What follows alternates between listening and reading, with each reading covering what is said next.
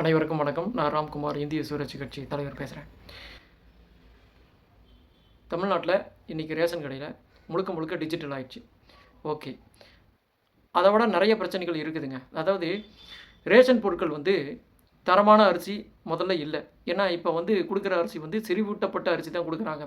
முதல்ல தஞ்சாவூர் ரைஸ் கொடுத்துட்டு இருந்தாங்க, நல்லா இருந்தது, டேஸ்ட்டாக இருந்தது. இன்றைக்கி அந்த அரிசியை தூக்கி போட்டு முழுக்க முழுக்க கார்பரேட் கொடுக்குற அரிசியை இன்றைக்கி ரேஷன் கடையில் யூஸ் பண்ணிகிட்ருக்காங்க. அந்த செறிவூட்டப்பட்ட அரிசி சுத்தமாக தரம் இல்லாமல் இருக்குது. முக்கியமாக டேஸ்ட் இல்லை. இதுதான் ரொம்ப ரொம்ப முக்கியம். அதில் ஓவர் கெமிக்கலாக இருக்குது. இயற்கை விவசாயத்தில் வருகின்ற ஒரு அரிசி ஹைப்ரிட் இல்லாத அரிசி ரொம்ப ரொம்ப டேஸ்ட்டாக இருக்கும். லேசாக மஞ்சள் கலரில் இருக்கும். ரேஷன் கடையுடைய மெயினான அரிசி அதான். ரேஷன் அரிசினா மஞ்சளாக இருக்கும். சாப்பாடு செஞ்சால் கொஞ்சம் வளவளா கொலன்னு இருக்கும், டேஸ்ட்டாக இருக்கும். இதெல்லாம் எதுவுமே இல்லாமல் இன்றைக்கி ரேஷனில் தரப்படுகின்ற அரிசி செறிவூட்டப்பட்ட அரிசி தரம் மாற்றப்பட வேண்டும். பழைய அரிசி கொடுக்கணும் அப்படிங்கிறது தான் இன்றைக்கி சொல்ல விரும்புகின்றேன். ரெண்டாவது விஷயம் என்னென்னா,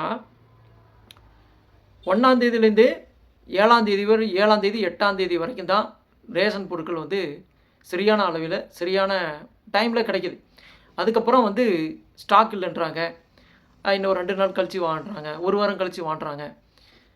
அதுவும் மாத கடைசினா சொல்லவே வேண்டாம், சுத்தமாக இல்லைன்னே சொல்லிடுறாங்க. ஆனால் அங்கே உள்ளே போய் பார்த்தா ஸ்டாக் இருக்குது,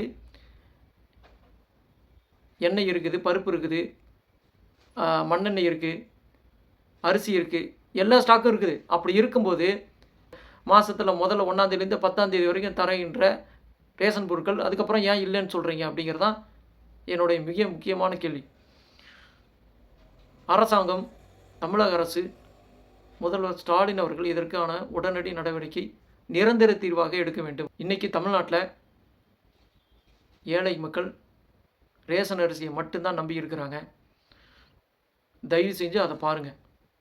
அரசாங்கம் அதில் தான் வாழ்கின்றது அப்படிங்கிறத தயவு செஞ்சு மறந்துடாதீங்க. ஏன்னா உங்கள் 1000 ரூபா அவங்களுக்கு பத்தாது.